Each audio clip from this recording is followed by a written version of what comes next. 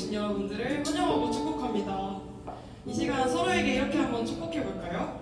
너의 가는 길에 하나님의 사랑이 가득하기를 축복해.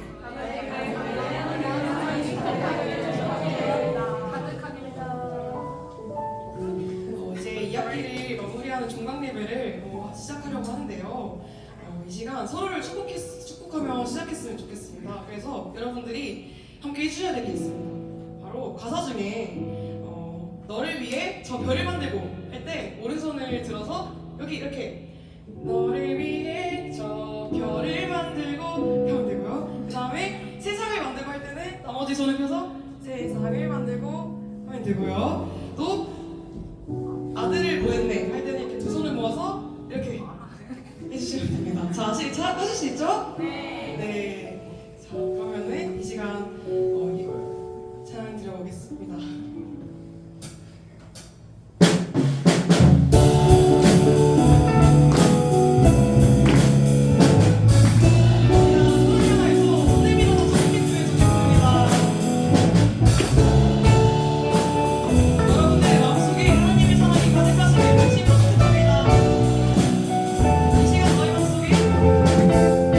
네.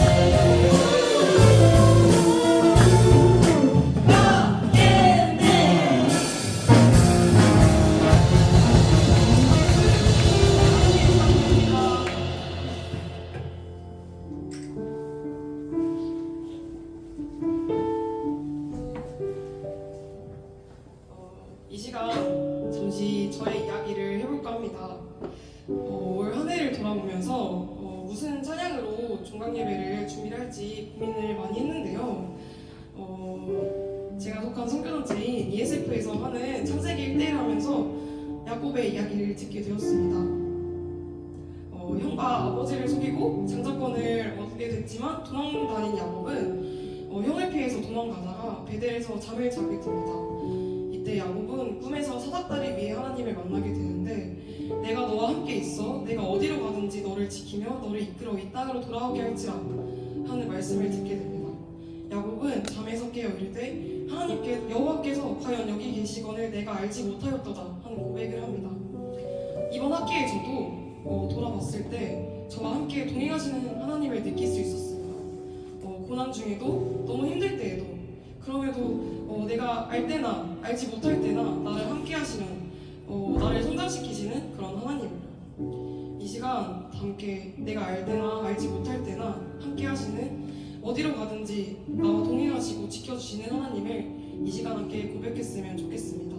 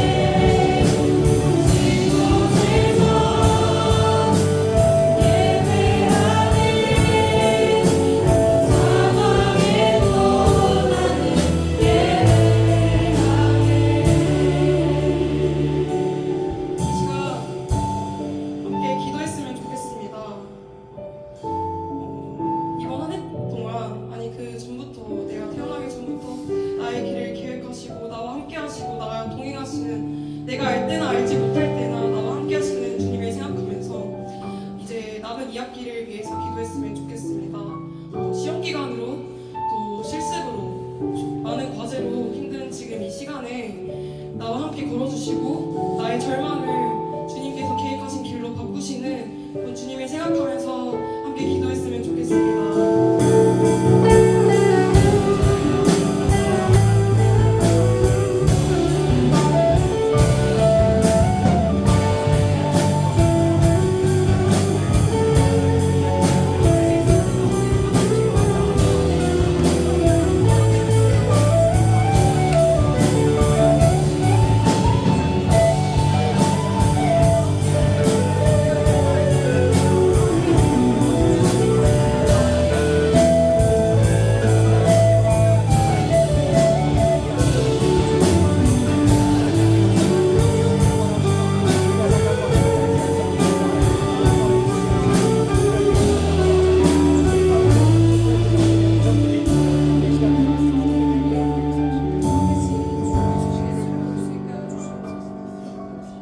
마지막으로 함께 기도했으면 좋겠습니다. 2학기를 마무리하는 분당 종강 예배를 위해 기도했으면 좋겠습니다. 우리가 더욱더 말씀을 사모하는 마음으로 나아갈 수 있도록 이 예배를 사모하는 마음으로 나아갈 수 있도록 주님을 진정으로 기뻐하며 주님께 영광 돌리는 그런 마음으로 이 종강 예배가 이루어질 수 있도록 또 말씀 전하시는 목사님 위해서 기도했으면 좋겠습니다. 함께 기도하시겠습니다.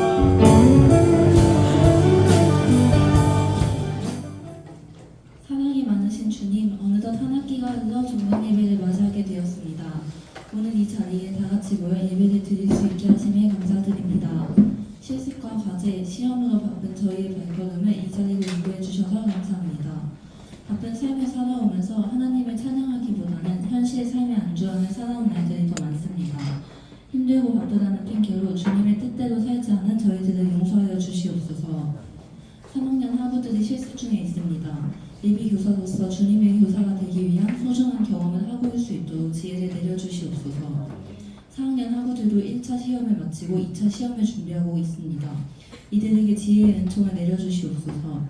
오늘 김진환 간사님께서 하나님의 말씀을 선포하실 때 성령의 지혜와 은총이 함께하길 소망합니다. 이 시간이 은혜 가득한 시간이 되게 하소서. 감사드리며 예수님의 이름으로 기도드립니다. 아멘. 이어서 춤반 워십팀 특송이 있겠습니다.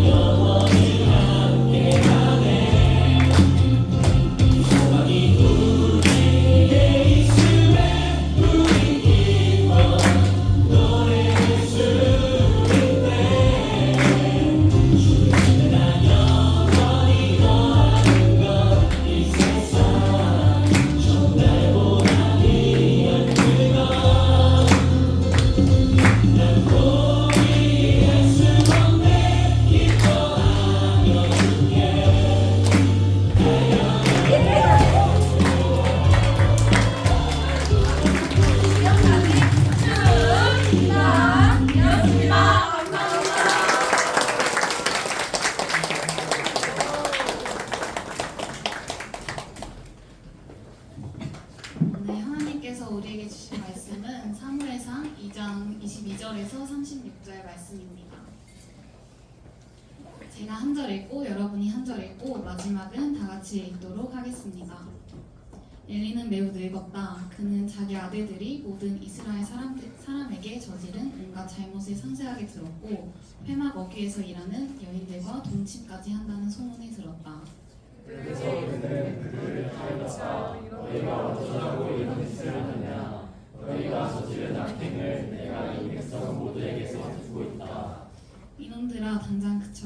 주님의 백성이 이런 추문을 옮기는 것을 내가 듣게 되다니 두려운 일이다. 사람끼리 죄를 지으면 하나님이 진짜하여 주시겠지만 사람이 주님께 죄를 지으면 누가 명령을 지으느냐. 아버지가 이렇게 꾸짖어도 그들은 아버지의 말을 듣지 않았다. 주님께서 이미 그들을 죽이려고 하시기 때문이다. 한편 어린 사무엘은 커갈수록 주님과 사람들에게 더욱 사랑을 받았다. 사람이 이집트에서 잡아서 말했다. 나 주가 말한다. 내 조상의 집이 이집트에서 바로의 집에 속하였을 때에 내가 그들에게 나를 분명하게 나타내 주지 않았느냐. 그때 내가 이스라엘의 모든 지파 가운데서 내 조상 아론을 선택해서 나의 제사장으로 삼아 나의 제단에 올라와 분향을 하게 하며 에봇을 입고 내 앞으로 나와 내 뜻을 듣도록 하지 않았느냐. 또 나는 이스라엘 자손이 드리는 불살라 바치는 제물을 모두 너희의 몫으로 차지할 권리를 내 조상의 집안에 주지 않았느냐. 그런데 너희는 어찌하여 나의 처소에서 나에게 바치라고 원한 나의 재물과 예물을 멸시하느냐.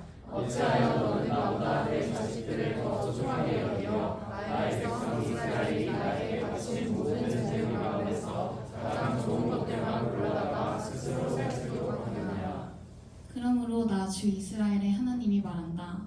지난날 나는 너의 집과 너의 조상의 집이 제사장 가문을 이루어 언제까지나 나를 섬길 것이라고 분명하게 약속하였지만 이제는 더 이상 그렇게 하지 않겠다.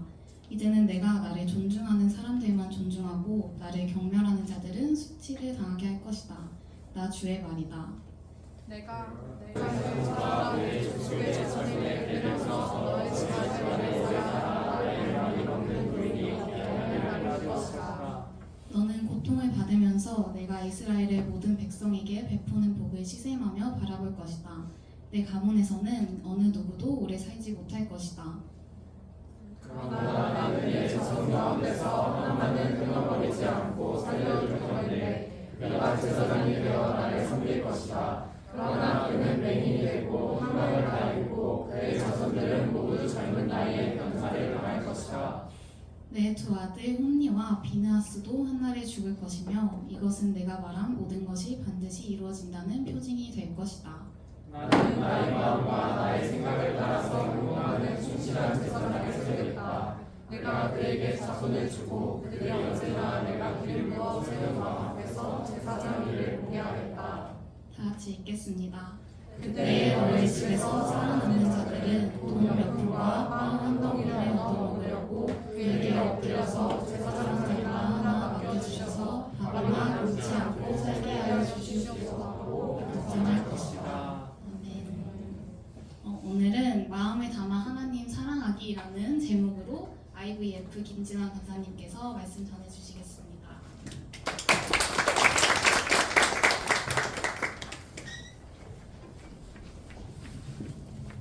네, 안녕하세요. 네, 저는 김진환 간사입니다. 저는 전북 IBF 대표 간사를 맡고 있고요. 그리고 캠퍼스는 전주 교대를 맡고 있지만 다른 학교들도 꽤 많이 맡고 있습니다. 전북대, 원광대, 군산대까지 맡고 있는데요. 근데 여기 교대에 저희 학생들이 많이 없다 보니까 여러분들 이렇게 만나고 소통할 기회가 제가 교대 사역을 하는 동안에 많이 없었던 것 같습니다. 네, 그래서 항상 여러분을 만나뵐 때마다 되게 오랜만에 뵙는 것 같다라는 생각을 하게 됩니다. 네, 그래도 한 학기에 한 번은 수요일 아침에 여러분과 함께 말씀을 나누기도 하고 특히 오늘은 이렇게 마지막에 종강 예배에 말씀을 나누게 되어서 참 의미 있고 깊은데요. 근데 또 슬픈 건 제가 이번 학기를 마지막으로 간사 사역을 사임하기 때문에 이제 여러분들과 나눌 수 있는 말씀이 이제 마지막인 게 참 아쉽습니다. 그래서 이제 마지막 그리고 이제 그 학기의 마지막이고 그리고 이제 여러분들에게 제가 어떤 말씀을 좀 나누어 볼까 이런 고민을 하다가 제가 제 사역에 있어서 좀 가장 중요하게 생각하며 했던 그런 사역의 어떤 태도들을 여러분과 나누고 싶다 이런 마음이 들어서 오늘 되게 긴 하지만 되게 어두운 것 같은 이 말씀을 가지고 왔습니다. 네, 오늘 말씀은 사무엘상 초반 부분의 말씀을 한 꼭지 나누려고 합니다. 네, 사무엘상 초반부의 배경은 어느 시대로 여러분 알고 계시나요? 혹시 아시는 분 있으면 말씀해 주셔도 좋습니다. 다 아시지만, 네, 다 아시지만도 이렇게 또 쑥스러우셔서, 네, 사사시대, 네, 사사기에 이어져서 내용이 흘러가는 이 부분입니다. 네, 사사시대의 특징이 있는데요. 사사시대의 특징은 간단히 이야기하면 이렇습니다. 그때에 이스라엘의 왕이 없었으므로 사람들은 저마다 자기의 뜻에 맞는 대로 하였다. 네, 사사기에 자주 반복되는 말씀입니다. 이것이 사사시대의 특징인데요. 분명히 하나님이 왕으로 계셨을 텐데 그들이 하는 이야기는 그때에 이스라엘의 왕이 없었으므로 사람들이 저마다 자기의 뜻에 맞는 대로 하였다라는 것입니다.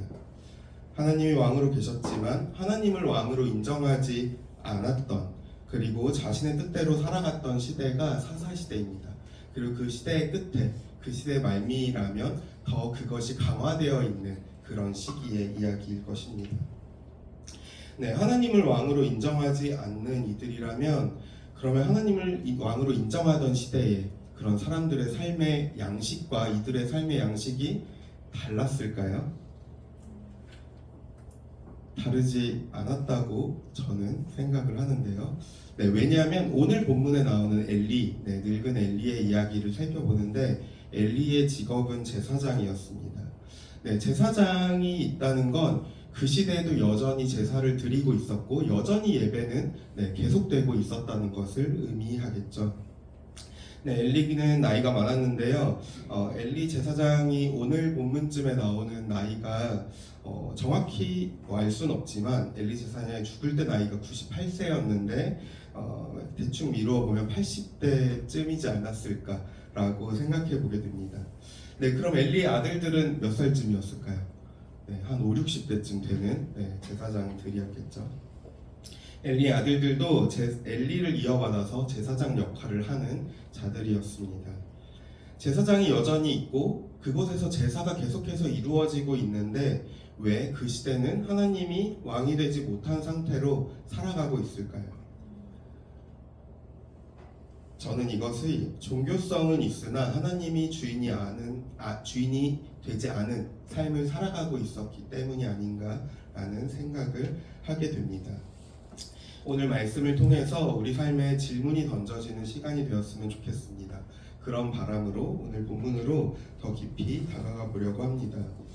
네, 오늘 말씀 22절에는 나이든 엘리 제사장에게 아들 제사장들이 어떤 악행을 저지르고 있는지 사람들의 입을 통해서 엘리 제사장의 귀에 전해지고 있습니다. 그리고부터 27절부터 이어지는 말씀은 그 가문에 주어지는 어떤 저주, 아니면 심판의 이야기가 전해지고 있습니다. 대체 엘리의 아들들과 엘리는 어떤 악행을 저질렀기에 이런 심판을 겪게 되는 걸까요? 그들의 악행은 우리가 읽지 않은 오늘 2장의 앞부분 쪽에 나오는 부분이 됩니다. 그들에 대한 주님의 한 줄평, 엘리의 아들들에 대한 주님의 한 줄평은 이렇습니다. 주님을 무시했다는 겁니다. 그들이 주님을 무시해서 어떤 일을 저질렀냐면 그들은 백성들이 제사를 위해 바친 고기가 있잖아요. 그 고기를 규정에 어긋나게 취하는 자들이었습니다. 그들의 몫이 정해져 있지만 그들은 그 이상의 고기를 취하기도 하고 아직 제사에 바쳐지지도 않은 그런 고기의 분량을 자기의 것으로 취하는, 나는 나의 것을 좋아하니까 이거 뺏어와라 하면서 취하는 자들이었습니다. 제사장이라면 하나님과 백성 사이에서 하나님이 이 백성의 왕이 되도록, 그리고 이 백성의 주인이 하나님이 되시도록 돕는 역할을 해야 했을 텐데요. 제사장들이 자기 스스로가 왕이 되어 자기 배를 불리는 악행을 저질렀습니다. 그들의 악행은 물질적인 탐욕으로 끝나지 않았고 회막 어귀에서 일하는 여인들과 동침하기까지 했던 그런 악행, 자기 탐욕에 눈이 먼 삶을 살아가는 것이 그들의 모습이었습니다. 그들에게 제사는 그들은 제사장이었지만 그들에게 제사는 돈벌이 수단이었고 자신의 욕망을 채워주는 수단으로 전락되어 있었습니다. 그들에게 직분이 있었지만 그것을 통해 드리는 하나님에 대한 마음과 삶에서 드려지는 그런 사랑, 예배는 없었던 것입니다. 네, 이렇게 엘리의 아들들이 이런 태도로 제사장의 역할을 할 수 있었던 건 이들이 스스로 나쁜 존재로 태어났기 때문이었을까요? 네, 원래 이들이 악했기 때문이었을까요? 네, 아까 이야기했듯이 사사시대에 흘러오는 그런 분위기 안에서 이들이 좀 더 강화된, 좀 더 나쁜 모습이 드러난 것이겠지만 계속된 그런 흐름 속에 배운 건 아닐까라는 생각을 미루어 우리가 짐작해 볼 수 있습니다. 그리고 엘리 제사장도 그런 모습을 가진 사람이었을 거라 추측해 볼 수도 있습니다. 왜 이런 이야기를 하냐면 자식들이 저지른 죄 때문에 아버지인 엘리가 억울하게 당했다라고 여러분들이 생각하실 수도 있을 것 같아서 이런 얘기를 하게 되는데요. 사실 그 분위기 안에서 다르게 살아가는 건 굉장히 어려운 일이기 때문에 엘리도 별반 다르지 않게 살지 않았을까 싶습니다. 그런데 만약에 그가 청렴결백하게 살아가는 제사장이었고 그의 아들 때문에 억울하게 저주를 받는 거라고 치더라도 오늘 하나님이 그에게 말하는 죄는 명백하게 분명한 워딩으로 적혀 있습니다. 엘리의 죄는 이러합니다. 어찌하여 너는 나보다 네 자식들을 더 소중하게 여기느냐. 그는 하나님보다 자식들을 더 아끼는 사람이었습니다. 소중한 것을 하나님께 먼저 드리는 자가 아니라 자기에게 소중한 자녀들에게 먼저 주는 자였습니다. 자녀들이 잘못된 길로 가고 있어도 제대로 된 훈육을 하지 못하였습니다. 오늘 말씀에 나오는 어떤 나무람이 있죠. 80세 넘은 어른이 자식들이 50, 60대까지 컸는데 그렇게 얘기한다고 해서 결과는 어땠죠? 잘 듣지 않았죠. 이미 클 대로 커버린 머리를 가지고 80세의 나이든 늙은 아버지의 말씀을 듣는 건 어려운 일입니다. 그는 자녀들이 잘못된 길로 가고 있어도 제대로 된 훈육을 하지 못했습니다. 엘리는 하나님을 경외하는 방법을 아들들에게 가르치지 못하였고 아들들이 하나님을 이용하고 악용하고 있어도 막지 못하는 자였습니다. 자녀를 향한 잘못된 애정과 아낌이 하나님을 제대로 사랑하지 못하는 결과를 낳은 것 아닐까 생각하게 됩니다.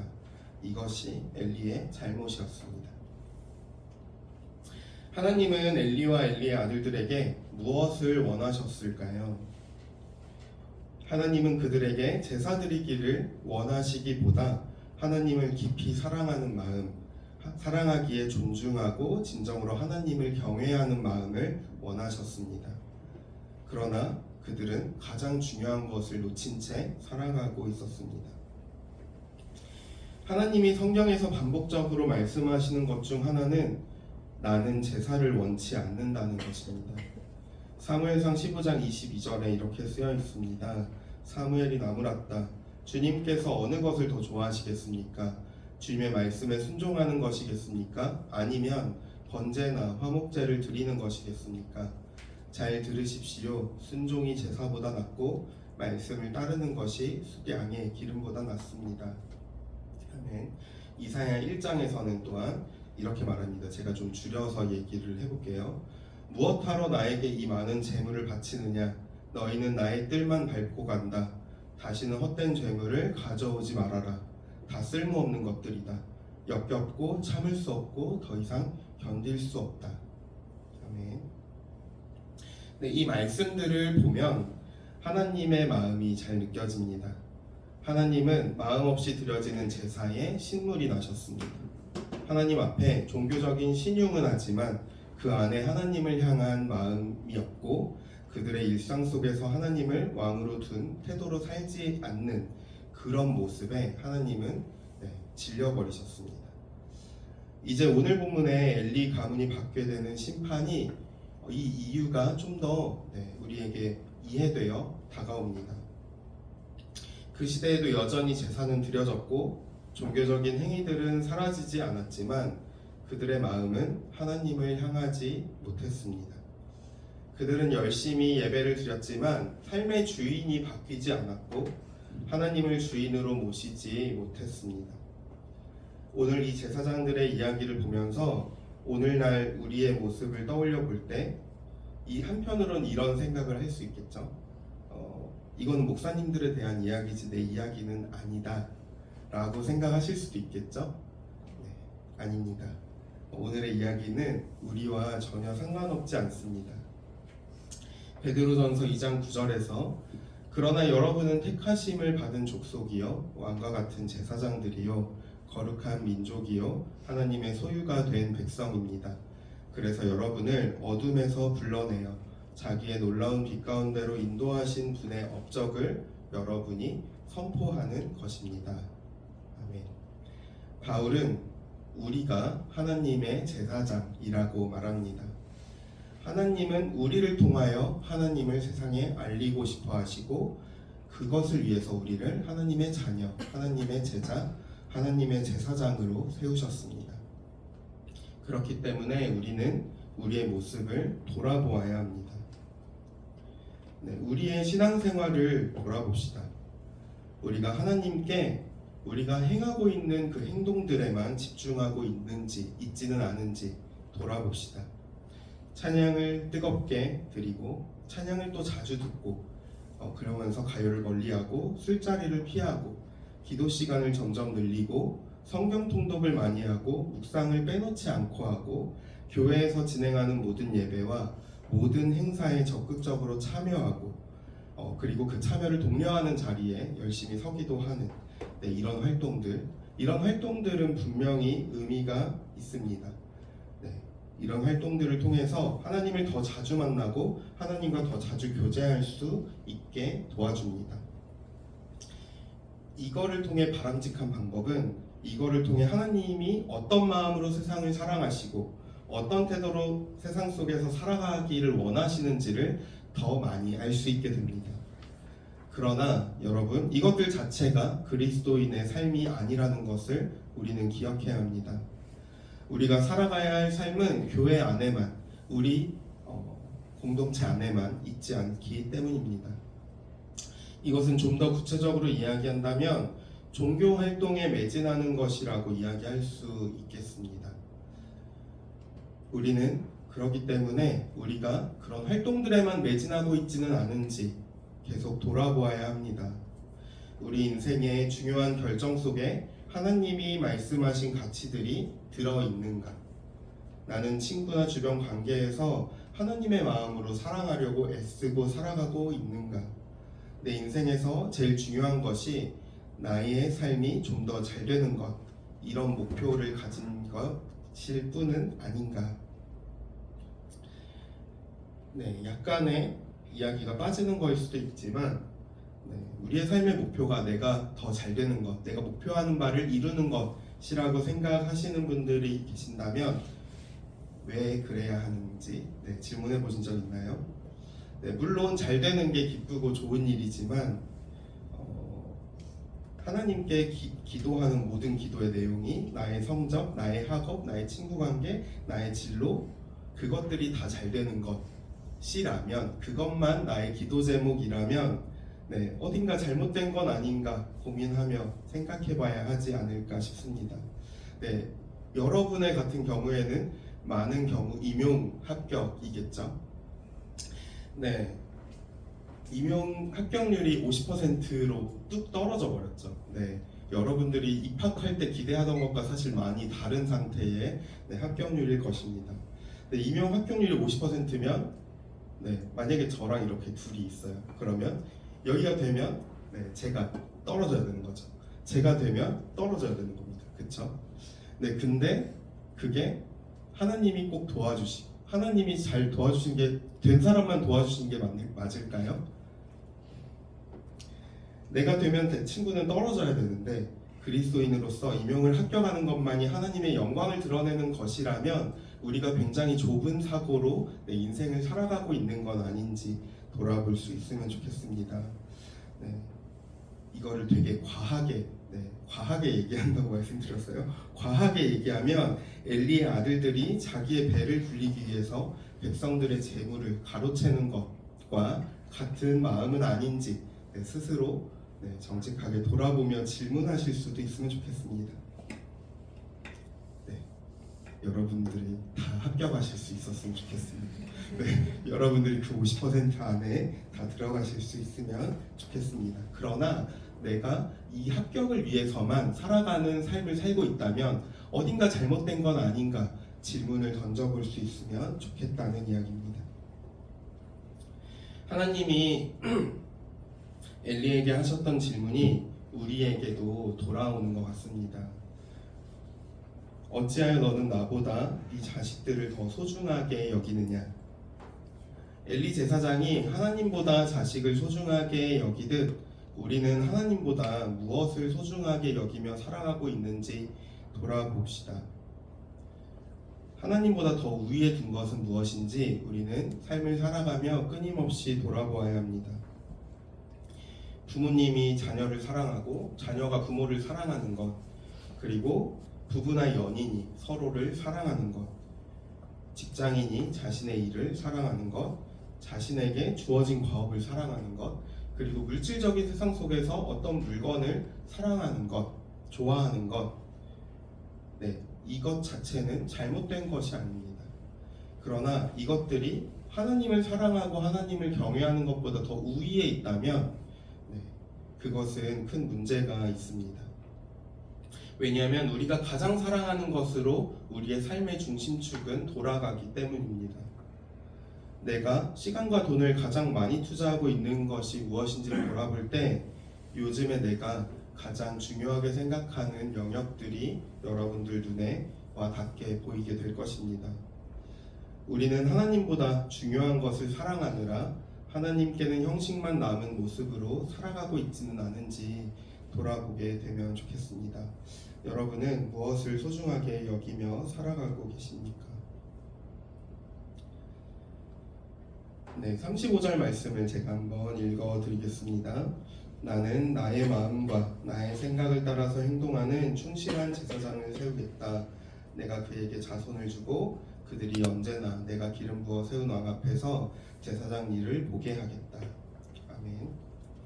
하나님이 세우고자 하는 제사장의 모습이 하나님이 우리에게 소망하는 모습과 동일한 모습이 아닐까 싶습니다.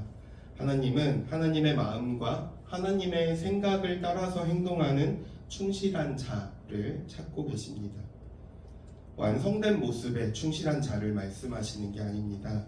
하나님의 마음과 생각을 따라가는 것이 어렵지만 그렇게 살아가고자 몸부림치는 삶, 그런 사람들을 하나님께서는 바라십니다. 그 중심에 하나님을 사랑하는 마음이 있는 자들, 하나님을 사랑하기 때문에 하나님이 사랑하시는 것들이 무엇인지를 궁금해하며 하나님이 사랑하시는 다른 이들을 사랑하고자 하고 하나님이 마음 아파하시는 것에 함께 마음 아파하는 것이 하나님을 진정으로 사랑하는 일입니다. 우리는 하나님을 그렇게 사랑하는 자들이 되었으면 좋겠습니다. 오늘의 말씀을 준비하면서 제가 다니고 있는 교회 가족수양회에 주강사로 오셨던 그 정민영 선교사님이라고 계시거든요. 그 선교사님이 말씀 중에 들어주셨던 예화가 좀 떠오르기도 했습니다. 선교사님께서 나이가 꽤나 있으세요. 한 70대 넘으셨는데 자신의 아들 이야기를 전해주셨습니다. 자기 아들이 군복무를 하고 있을 때 연락이 와가지고 이런 얘기를 했다고 합니다. 아버지, 저 이제 교회 못 다니겠습니다. 그래서 왜 그러냐 이유를 물었더니 교회 목사님이 한 집사님을 가리키면서 여러분 이 집사님처럼 신앙생활 하세요. 얼마나 훌륭합니까?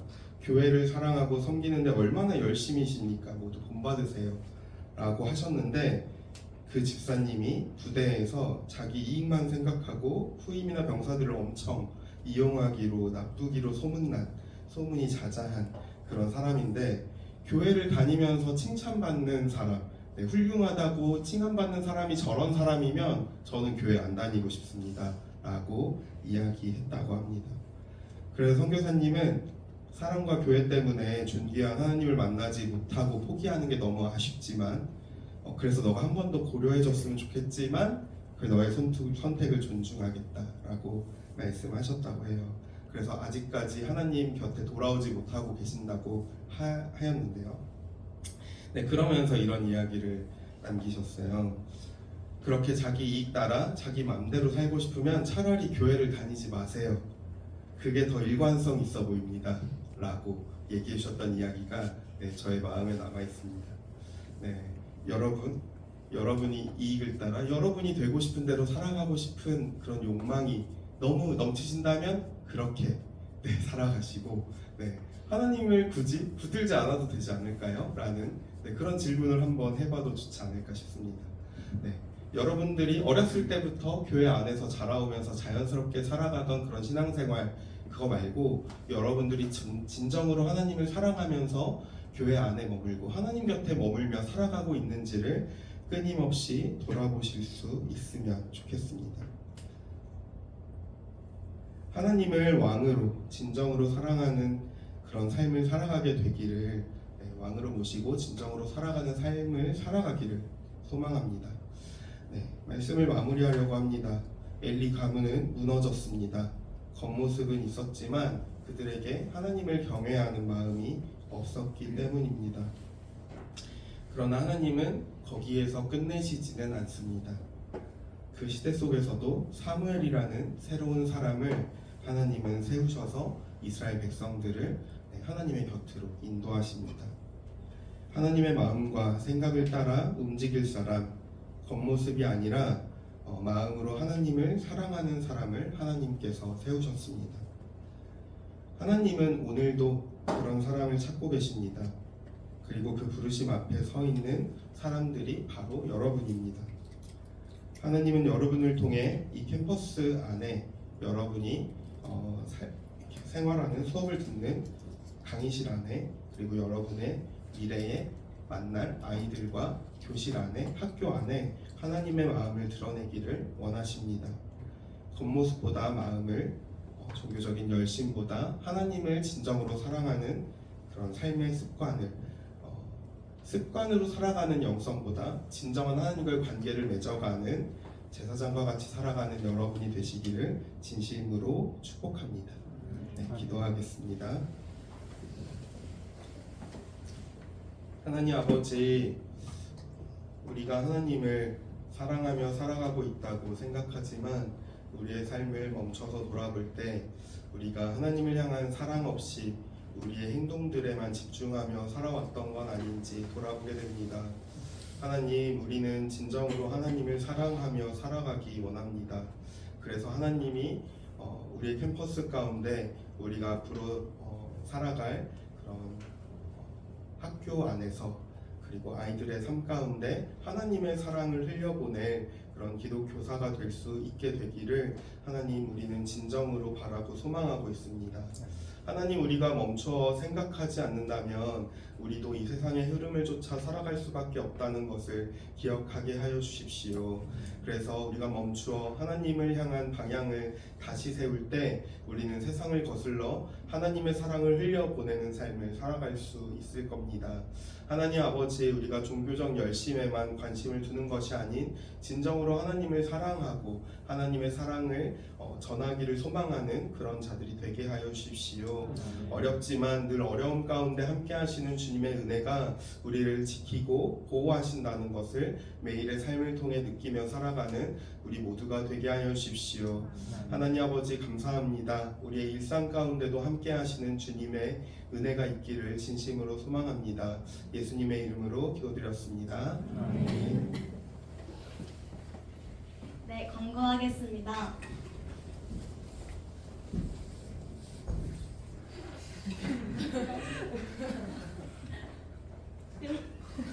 네, 종강 예배에 오신 여러분을 진심으로 환영합니다. 한 학기 학교 생활과 예배 자리를 지켜주시느라 정말 감사합니다. 종강 예배는 선교단체 CCC, DSM, ESF, GBF, IBF, 조이, 템 연합으로 함께 드려졌습니다. 이 선교단체들에게 많은 관심과 참여 부탁드립니다. 하나님께 영광을 올려드리는 꿈다운 찬양팀에서 내년에 함께 찬양할 꿈다원을 모집하고 있습니다. 지원과 문의는 박민서 리더님께 부탁드립니다. 다음은 선교단체 수련회 광고입니다. 먼저 CCC 금식 수련회가 12월 29일부터 31일까지 임실 동신 수양관에서 더딘 시대 믿음으로 꿈꾸라라는 주제로 진행됩니다.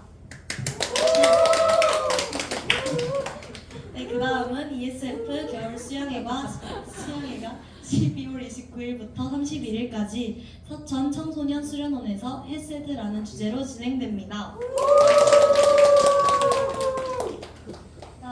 그 다음은 조이 겨울 수영회가 1월 7일부터 10일까지 용인 비전 빌리지에서 기다리고 바라보며 라는 주제로 진행됩니다.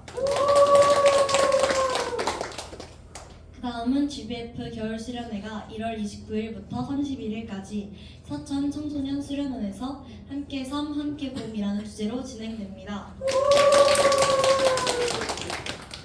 그 다음은 DSM 겨울 수련회가 1월 5일부터 9일까지 금산 청소년 수련원에서 진행될 예정입니다. 그 다음은 템 겨울 수련회가 1월 13일부터 15일까지 문경 STX 리프트에서 사막을 에덴 같게 광야를 동산 같게라는 주제로 진행될 예정입니다. 그 다음은 IBF 겨울 수련회가 1월 6일부터 10일까지 임실 동신 수영관에서 믿을 구석이라는 주제로 진행됩니다.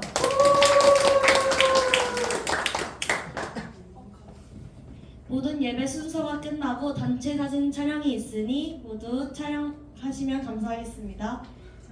예배가 마치고 나가실 때 꼭 도시락 챙겨가시면 감사하겠습니다. 남은 시험도 잘 보시고 행복한 겨울방학 맞이하시길 바랍니다. 비전선 한 분 선포하시도록 하겠습니다. 진리 하나, 나는 영혼을 살리는 교사가 된다. 하나, 나는 진리를 가르치는 교사가 된다. 사랑 하나, 나는 사랑을 실천하는 교사가 된다. 하나, 나는 민족을 가슴에 품는 교사가 된다. 정의 하나, 나는 정의를 외치는 교사가 된다. 하나, 나는 대안을 제시하는 교사가 된다. 회복 하나, 나는 비전을 제시하는 교사가 된다. 하나. 나는 창조 질서를 회복하는 교사가 된다. 다 함께 보리라 찬양하시겠습니다.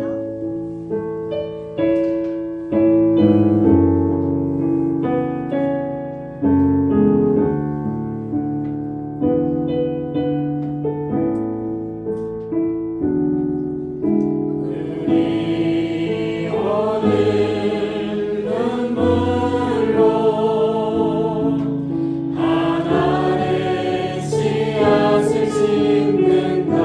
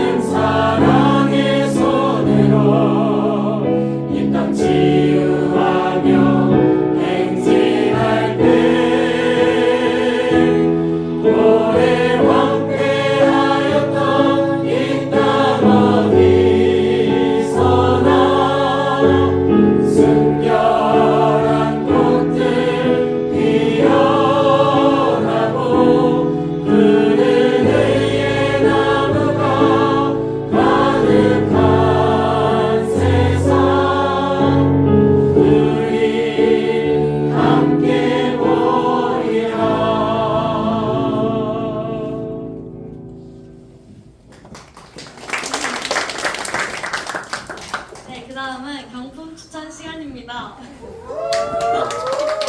먼저 백다방 그리고 치킨 쿠폰 그리고 베라 순서대로 뽑겠습니다. 자, 백다방 쿠폰 주인공 누구누구누구누구누구 39번 있으신가요? 네, 네 축하드립니다. 네, 그 다음 백다방 한 명 더 뽑아보겠습니다. 과연 이번의 주인공은 앞자리가 일단 1이고요. 정답, 바로 행운의 주인공은 10번.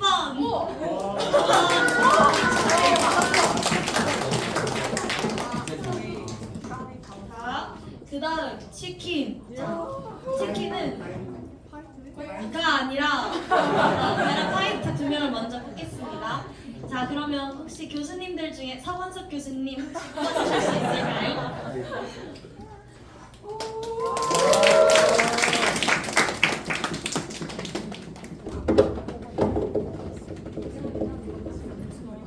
제가 좋아하는 번호네 38번. 오, 박수.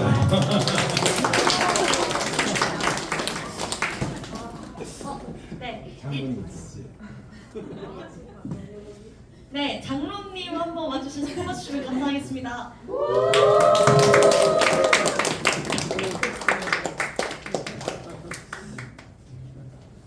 와, 박수! 여러분 매일 마침마다 샌드위치를 사서 새벽에 가서 씹을까요?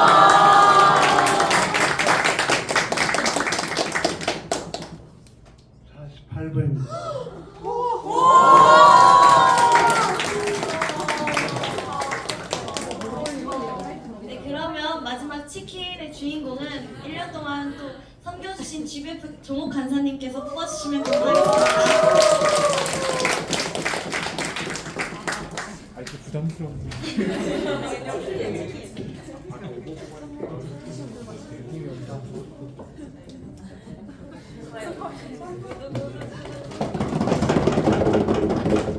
제가 5번을 뽑기를 원했는데 아쉽게 5번은 아니고요. 31번. 누구? 와.